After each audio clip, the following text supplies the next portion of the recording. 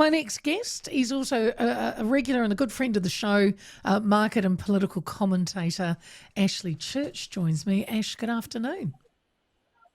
G'day, Leah. How are we? I'm good, my friend. Normally when we do this, I'm staring at your office and your lovely bookcase behind you. Have you been relocated to another room? Oh, no, I'm flouncing around Christchurch this week, so I'm in a hotel. Oh, I commandeered one of the rooms specifically for this purpose. So there you go. oh, thank you very much. Oh, nice. How's Christchurch? I love Christchurch, actually. It is beautiful, and I have to say, because I'm developing an irrational fear of flying as I get older. The flight from Napier to Christchurch this morning, which is a direct flight, I have to say was probably the smoothest flight I have ever had. It was fantastic. Oh, don't say that. Kelly's about to go on a big international. Well, next year, early next year, and she's not a fan either. But I'm with you. I think the older I get, I don't like it either. All right, let's kick off. We've got a lot Yeah, to talk about there here, Ash. sure. Let's start in the rental world. New rental data from realestate.co.nz shows the average national rent has dipped to Yep. 628 a week, lowest since September 2023. But not all regions are following Yeah. trends. Southland hit a record 509 a week. That's up 9.2%. West Coast has jumped 11.2% in the past year. And the city rents are easing Yep. off. Wellington leads the decline at 11.8. Now, Ash, does this show that the rental market is really all about local supply and demand rather than one big national trend?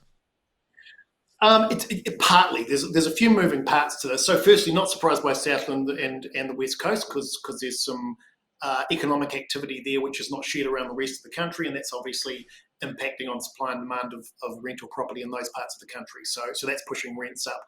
With regard to the rest of the country, there's kind of three pieces to this. The first thing is that there's not the pressure on landlords around interest rates that there was a couple of years ago. Mm. So we're not getting the pressure to push rates up that there might previously have been. Secondly, and this is probably impacted to a greater or lesser degree by the fact that immigration has dropped away quite substantially over the last couple of years. We're not seeing those big influxes of people, which are keeping that demand for a rental supply up.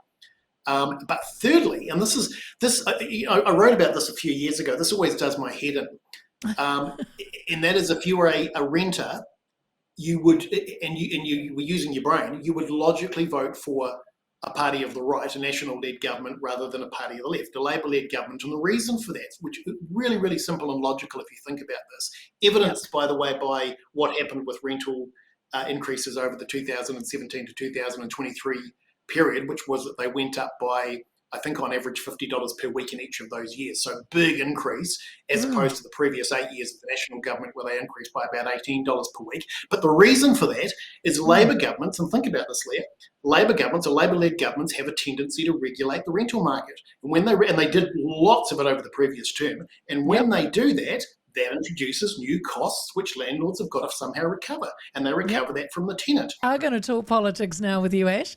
Now, the Yep. story that we must start with, I'm going to start with it, is gripping the nation.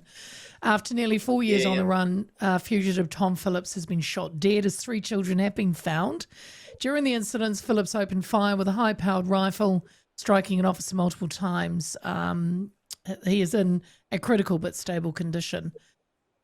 Ash, the longer this dragged on for, do you believe the risk of a violent confrontation also increased? And sadly, this is where No, we are.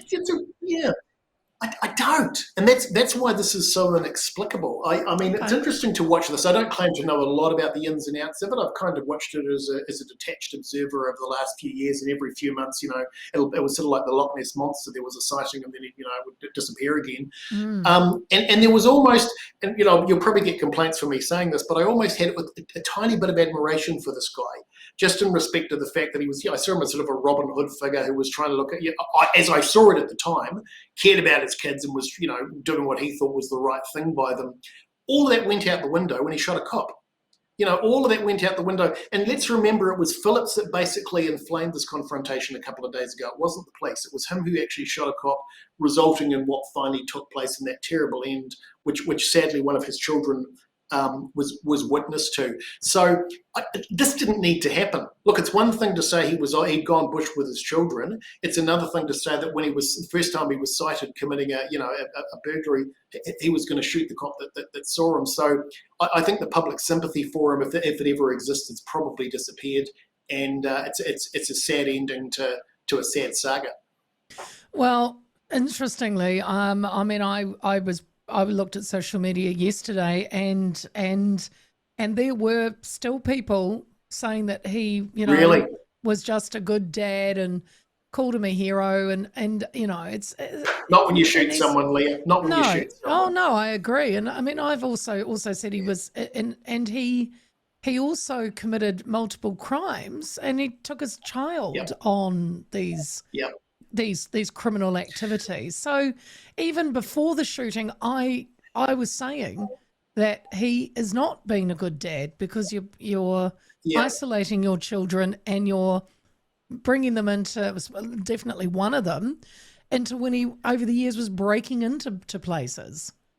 We're a funny old country, though, and I'm not going to raise any examples because it'll make your phone lines run hot, but I can think of 4 or 5 clearly guilty parties who, in most cases, to be fair, who've been convicted over the last 20 or 30 years for. It's almost as if in this country, the moment somebody's declared guilty in a high-profile crime, there's a support group pops up and defends them, and doesn't matter how obvious the crime is or how obvious the facts of the crime, there's a group that'll pop up and defend that person and say that they're not guilty, and spend their life advocating for their release. And here's just another example of that phenomenon in New Zealand. As you say, this crime's now been committed, and sadly he's dead, and yet there's still this group that think he's somehow a hero. It's a kind of perversity. Maybe it's not just Kiwis, maybe it's worldwide, but there's this kind of this perversity in the human psyche that jumps to this desire to defend people who are indefensible. I suppose it's the same syndrome that gets women marrying convicted serial killers in prisons, and which is and I think in this case too, there's people that are very much anti-establishment and anti the police,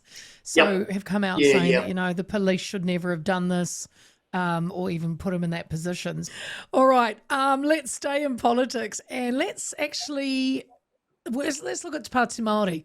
So Labour has signalled that TPM isn't a guaranteed partner in government. Last week, the party called a post by MP Takutai Ferris racist. He wrote, "Indians, Asians, Black and Pākehā trying to take a Māori seat from Māori." Now, Chris Hipkins says that they have to embrace a more inclusive approach that says that the role of government is to govern all New Zealanders. But Ash, you and I know that Pāti Māori is not here for all New Zealanders. No, it's interesting though, because Hipkins is in an invidious position on this. Because if you look at, I look at the polls. I saw the one come out the other day from Roy Morgan indicating that a left-wing bloc could currently form a government. The problem with that, though, is it presupposes that when people get close to the election and they start looking, they think, I might give Labour another crack. And then they look to one side and they see Pāti Māori, or they look to the other side and they see the Greens, and that's a whole different kettle of fish. And Hipkins understands that. He understands that at the moment that core Labour voters, while they might be prepared to give him another chance, aren't in a million years going to let the Pāti Māori anywhere near the levers of power. And so on the one hand, he recognises that he has to at least appear to discount them. And I'm not entirely sure that he would, but he's got to give the impression that he would. On the other hand, he's got Winston saying, I can't do business with Labour unless Hipkins is rolled as leader. So that's a really strong message to the Labour caucus that New Zealand First might be prepared to cozy up with Labour again in the coalition, provided Hipkins is gone. What do you do if you're Chris Hipkins? So for all of those reasons and all those moving parts, the equation is much more difficult for Hipkins next year on current circumstances than it is for Luxon. And for all of those reasons, as much as I have some issues with what National is doing at the moment and with the coalition as a whole, I think that the reality is the coalition's much, much, much more likely to be able to form a government than the left. Come back to your question about Te Pāti Māori. Te Pāti Māori is a protest group. It's not a political party. It's a protest group that's been elected to Parliament, and it's interesting because it's a group of it's a demographic phenomenon, by which I mean that when you look at where its support's coming from, it's overwhelmingly by young Māori who've been told for the last 20 or 25 years that they are disenfranchised, that they have been somehow Their land's been stolen. All of that Yep. stuff. Yeah. All of that stuff. And so the election, the result of the by-election last weekend is all just a symptom of that. Kaipara's election had nothing to do with her. It's a reflection of the fact that people are saying that the Pāti Māori stands up for our needs and we're going to support them. It's the reason they'll win all 7 of the Māori seats at the next year's election. Wow. What does it mean beyond that? Don't know.